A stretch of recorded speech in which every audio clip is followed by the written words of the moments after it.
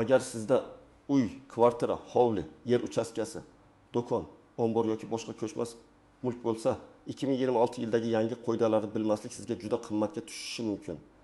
Gap kadastr hujjatlari, ijara shartnomalari, noqonuniy qurilish, meros, oldi sotdi, kommunal qarzdorlik va mulkdan foydalanish tartibi haqida ketmoqda. Men bugun sizga oddiy tilda, lekin mutaxassis sifatida tushuntirib beraman. Nima o'zgaryapti? Kim xavotir olishi kerak?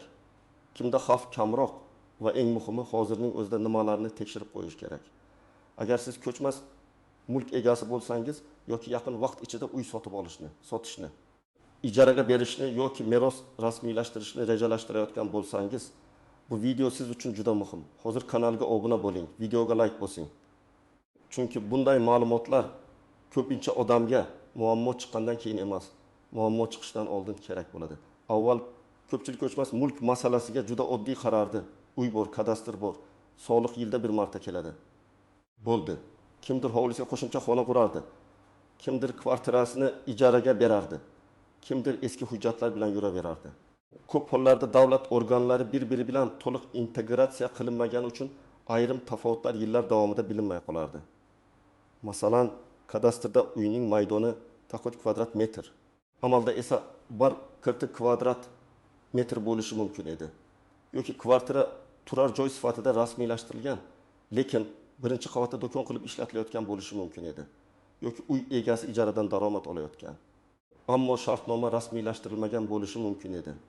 2026 yilga kelib asosiy yo'nalish shuki, ko'chmas mulk bo'yicha ma'lumotlar ko'proq raqamlashtiriladi. Turli bazalar bir-biriga bog'lanadi. Soliq, kadastr, notarius, kommunal xizmatlar, ijara shartnomalari va mulk huquqi bo'yicha axborotlar ancha aniqroq solishtiriladi. Bu nimani anglatadi? Agar hujjatda bir narsa, amalda boshqa narsa bo'lsa, buni yashirish tobora qiyinlashadi. Agar siz mulk egasi bo'lsangiz, endi eng katta xato menda hammasi joyida bo'lsa kerak deb o'ylash. To'g'ri yondashuv esa men hujjatlarimni, kadastrimni, soliq holatimni va foydalanish tartibini tekshirib chiqaman. Deyish.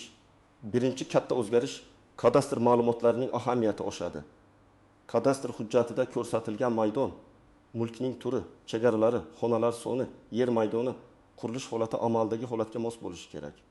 Agar siz hovliga qo'shimcha xona, garaj, yozgi oshxona, ikkinchi qavat yoki do'koncha qurgan bo'lsangiz, lekin uni hujjatga kiritmagan bo'lsangiz, 2026 yilda bu masala sizga soliqda sotishda, merosda yoki garovga qo'yishda muammo tug'dirishi mumkin.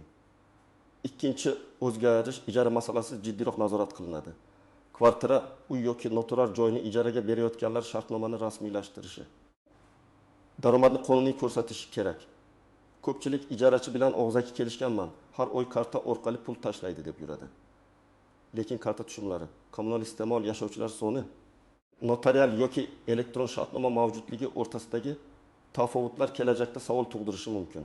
Uchinchi o'zgarish mulkdan maqsadli foydalanish muhim bo'ladi.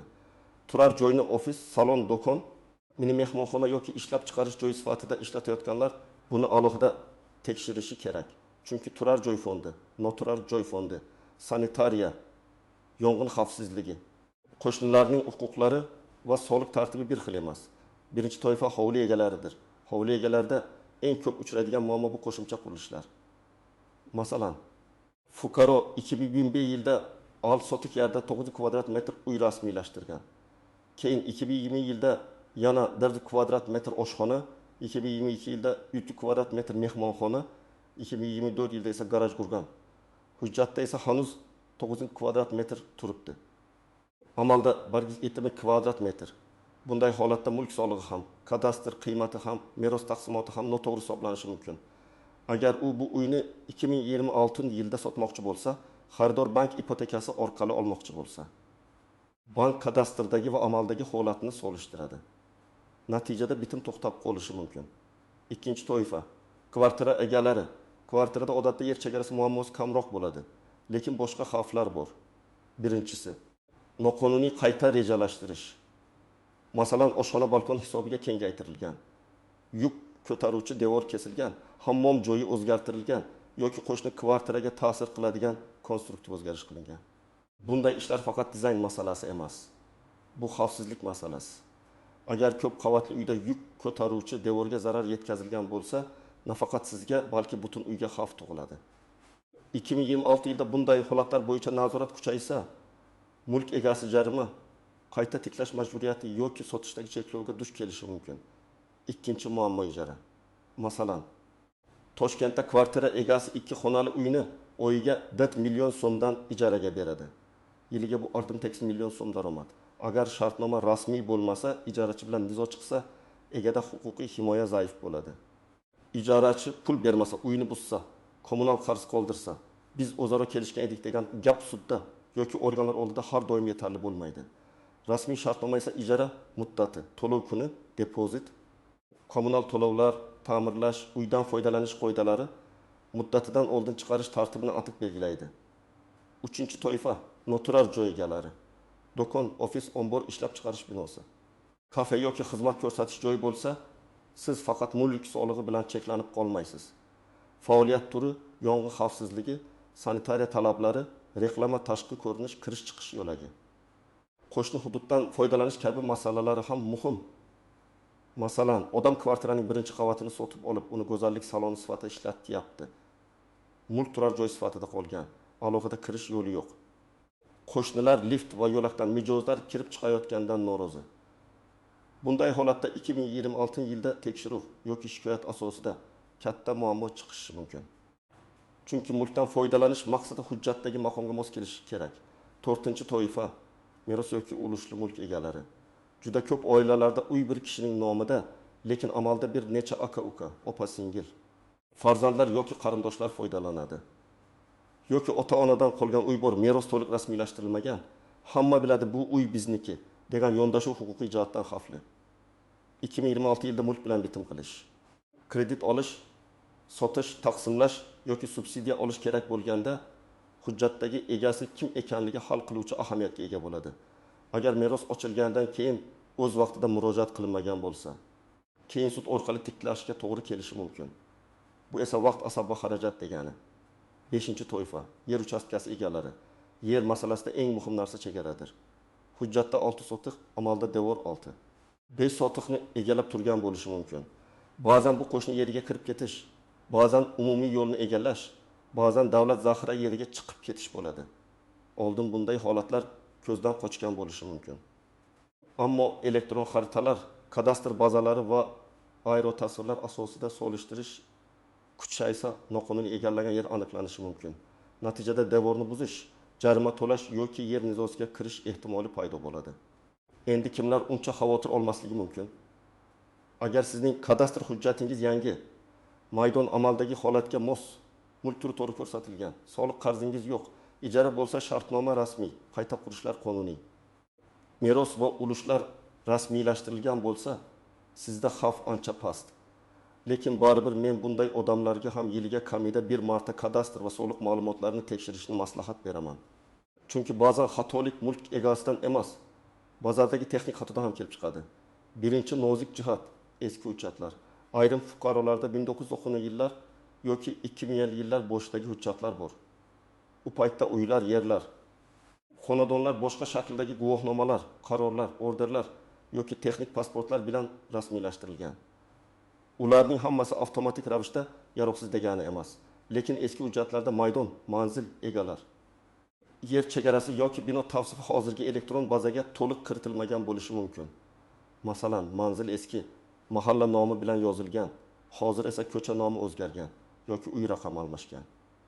Bunday kichik ko'ringan tafovut oldi-sotdi vaqtida katta muammoga aylanadi. Ikkinchi tuzoq, ishonchnoma bilan yurish. Ko'pchilik uy sotib oladi, lekin to'liq oldi-sotdi qilmay, generalniy doverennost bilan foydalanadi. Men buni eng xavfli holatlardan biri deb bilaman. Chunki ishonchnoma mulk huquqini to'liq o'tkazmaydi.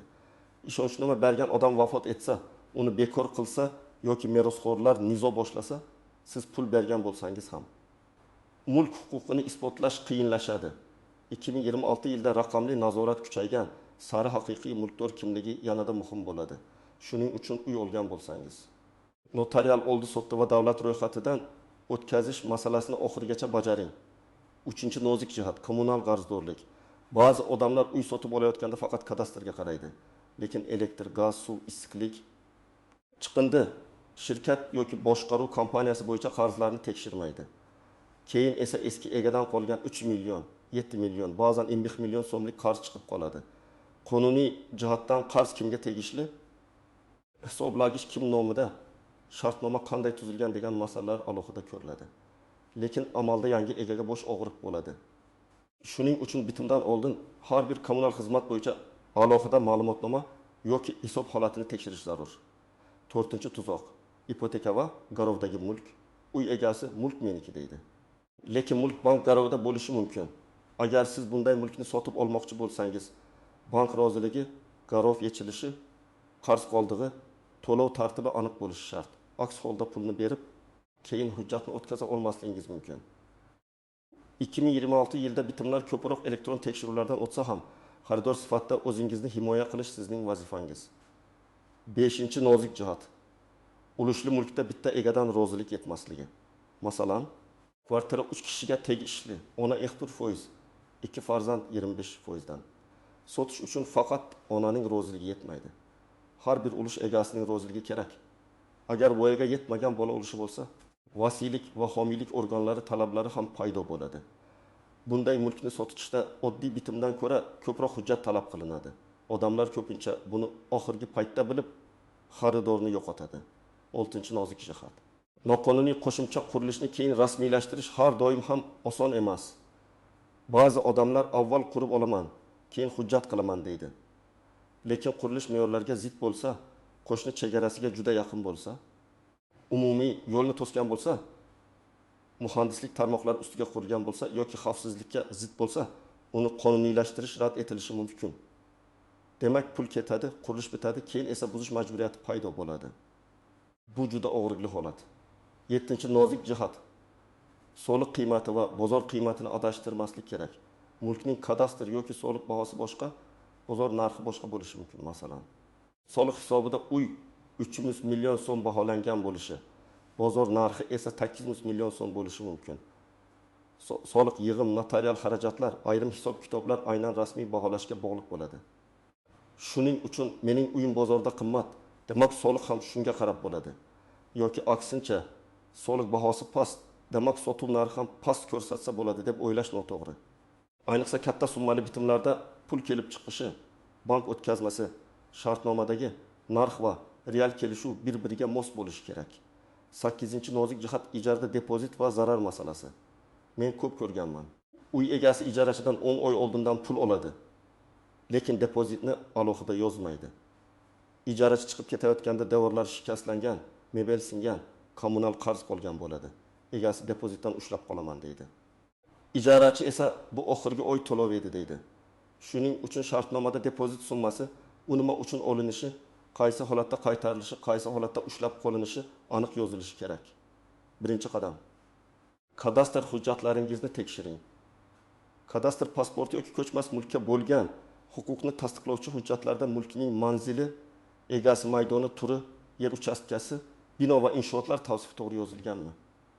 Shuni ko'ring. Agar siz hujjatni tushunmasangiz, kadastr bo'limiga, Davlat xizmatlari markaziga yoki malakali yuristga murojaat qiling. Hujjatdagi tagint kvadrat metr amalda 7 kvadrat metr bo'lsa, bu farqni e'tiborsiz qoldirmang. 2-qadam. Soliq holatini tekshiring. Mulk solig'i va yer solig'i bo'yicha qarzdorlik bormi, imtiyoz qo'llanganmi, hisoblangan summa to'g'rimi, shuni aniqlang. Buni soliq organlari orqali, elektron xizmatlar orqali yoki shaxsiy kabinet orqali tekshirish mumkin. Agar qarz bo'lsa, uni cho'zib yurish kerak emas, chunki kuys ustiga penga qo'shilishi, ayrim bitimlarda cheklovlar chiqishi mumkin. 3-qadam. Kommunal hisoblarni tartibga keltiring. Elektr, gaz, suv, issiqlik, chiqindi va boshqa xizmatlar esa bo'yicha hisoblagichlar kim nomida, qarz bormi, shartnomalar yangilanganmi, hisoblagich ko'rsatkichlari mosmi, tekshiring. Agar uy sotmoqchi bo'lsangiz, xaridorga hammasi toza deyishdan oldin buni hujjat bilan tasdiqlang. Agar uy olmoqchi bo'lsangiz, sotuvchining og'zaki gapiga ishonib qolmang. 4-qadam, ijara bo'lsa shartnoma tuzing. Shartnomada mulkning manzili, ijara muddati, oylik to'lov miqdori, to'lov sanasi, depozit, kommunal to'lovlarni kim to'lashi, ta'mirlash kim zimmasida ekani, uyda nechta odam yashashi, hayvon saqlash mumkinmi? Subijaraga berish mumkinmi? muddatidan oldin bekor qilish tartibi yozilishi kerak. Men uy egalariga albatta topshirish qabul qilish dalolatnomasi tuzishni maslahat beraman. Unda mebel, texnika, devor, pol, eshik, deraza, hisoblagich ko'rsatkichlar yoziladi. Hatto fotosuratlarni ham ilova qilish mumkin. 5-qadam qo'shimcha qurilish qilmoqchi bo'lsangiz, avval ruxsat va loyiha masalasini aniqlang. Hovliga yana xona qo'shish, 2-qavat ko'tarish, balkon yopish, devor surish, tomni o'zgartirish oddiy ishdek ko'rinadi. Lekin huquqiy jihatdan bu mulk tarkibini o'zgartirishdir. Mahalliy hokimlik, kadastr, arxitektura, qurilish nazorati talablarini oldindan bilib oling. Usta shunday qilsa bo'ladi dedi degan gap hujjat o'rnini bosmaydi. 6-qadam mulkni sotishdan oldin hujjat paketini tayyorlang. Odatda sizga shaxsni tasdiqlovchi hujjat, mulk huquqini tasdiqlovchi hujjatlar, kadastr ma'lumotlari, soliq va kommunal holat bo'yicha ma'lumotlar, agar turmush o'rtog'i bilan birgalikdagi mulk bo'lsa, rozilik, ulushli mulk bo'lsa, boshqa egalar roziligi, garov bo'lsa, bank hujjatlari kerak bo'ladi. Har bir holat individual, shuning uchun notariusga oldindan borib, aynan sizning bitimingiz uchun ro'yxatni aniqlab oling. Bu xaridor topilgandan keyin yugurib yurishdan ko'ra ancha oson. 7-qadam meros masalasini cho'zmang. Agar yaqin qarindoshingiz vafot etgan va uning nomida ko'chmas mulk qolgan bo'lsa, notariusga murojaat qilish muddatlarini o'tkazib yubormang. Merosxo'rlar kim? Ulushlar qanday? Vasiyatnoma bormi, qarzlar bormi? Bularni aniqlang. Hujjat rasmiylashtirilmaguncha men shu uyda yashayapman, demak meniki degan tushuncha sizni to'liq himoya qilmaydi. 8-qadam. Uy sotib olayotganda mustaqil tekshiruv qiling. Men har doim xaridorlarga shuni aytaman. Chiroyli remont, yaxshi joylashuv va arzon narx hujjatni tekshirish o'rnini bosmaydi. Kadastrni ko'ring, egasini tekshiring. Garov yoki taqiq bormi aniqlang. Kommunal qarzlarni so'rang. Qo'shnilar bilan gaplashing. Uyda yashirin nizolar bormi bilib oling. Agar narx bozor narxidan juda past bo'lsa, buning sababini albatta so'rang. Ba'zan odam shoshilinch sotadi. Bu tabiiy. Lekin ba'zan past narx o'rtada sud nizosi, hujjat muammosi yoki noqonuniy qurilish yashiringan bo'ladi. 9-qadam barcha to'lovlarni iz qoldiradigan shaklda qiling. Katta summani naqd berib, hech qanday tilxat yoki bank izi qoldirmaslik xavfli. Oldindan to'lov bo'lsa, zakalat yoki avans shartlari yozma ko'rsatilishi kerak. Zakalat va avansning huquqiy oqibati bir xil emas. Agar bitim bekor bo'lsa, pul qaytadimi? 2 barobar qaytadimi? Ushlab qo'linadimi? Buni oldindan yozib qo'yish kerak. 10-qadam. Agar hujjatda xato topsangiz, uni yashirmang, tuzating. Familiya noto'g'ri yozilgan, manzil eski, maydon mos emas, egalar ro'yxati noto'liq, kadastr chizmasida chegara xato bo'lsa, bu muammo o'z-o'zidan yo'qolmaydi. Aksincha eng noqulay paytda chiqadi: sotishda, sudda, merosda, ipotekada yoki tekshiruvda. Shuning uchun hozir vaqt ajratib hujjatlarni to'g'rilab qo'yish eng to'g'ri yo'l. 2026 yilda ko'chmas mulk egalari uchun eng muhim qoida bitta: hujjatdagi holat amaldagi holatga mos bo'lishi kerak. Kadastr, soliq, ijara, kommunal to'lovlar, meros, ulush, garov, qurilish va mulkdan foydalanish bo'yicha hammasi tartibli bo'lsa, siz o'zingizni ancha xotirjam his qilasiz. Agar esa keyin qilaman, hech kim tekshirmaydi. Oldin ham shunday edi deb yurilsa, yangi raqamli nazorat sharoitida bu yondashuv katta xarajatga olib kelishi mumkin. Men sizga maslahat beraman. Bugunoq kadastr hujjatingizni oching. Soliq qarzingizni tekshiring. Ijara bo'lsa shartnomani rasmiylashtiring. Qurilish bo'lsa ruxsat va maydon masalasini aniqlang. Agar savolingiz bo'lsa kommentariyada yozing. Sizda kvartirami, hovlimi, yer uchastkasimi yoki noturar joyimi? Qaysi masalada tushunmovchilik bor? Men keyingi videolarda eng ko'p berilgan savollarni alohida tahlil qilaman. Video foydali bo'lgan bo'lsa, like bosing, kanalga obuna bo'ling va yaqinlaringizga yuboring. Chunki ko'chmas mulkdagi bitta kichik xato butun oilaning katta puliga, vaqtiga va asabiga ta'sir qilishi mumkin.